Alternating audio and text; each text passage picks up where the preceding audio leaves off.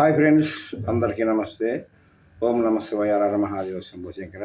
Friends, మనం చిన్నప్పుడు school లేని రోజున చక్కగా ఒక టైర్ బండు లేకపోతే ఒక రిమ్ము, ఏదన్నా పాత ట్రాక్టర్ టైర్లు ఏదో ఒకటి సరదాగా కర్ర పొల పట్టుకుని సరదాగా అటు ఇటు ఇటు ఇటు ఆడుకుంటూ ఉండేవాళ్ళం.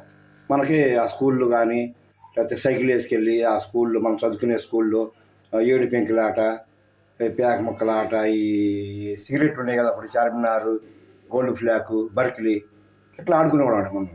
కానీ ఇప్పుడు పిల్లలు కొంచెం టైం ఉంటే ఒకరోజు సెలవు వస్తే సెల్ ఫోన్లో ఆటలు ఇవి భోజనం కూడా చేయట్లేదు చిన్నపిల్లలు. అలా మారిపోయింది కాలం. దానివల్ల చిన్నపిల్లలకి చాలా ఎఫెక్ట్ వస్తుందండి. కంటి చూపు కూడా మందగిస్తుంది, పిల్లలు ఆరోగ్యాలు పడవుతాయి. దయచేసి ఆ ఫోన్లు అలవాటు మానిపించి కాసేపు అట్టడి తీసుకెళ్ళి బయట ప్రపంచం కూడా చూపించాలి. మరి వాళ్ళు సరదాగా ఆటల మీద దృష్టి పెట్టాలి. అలా చేయాలి.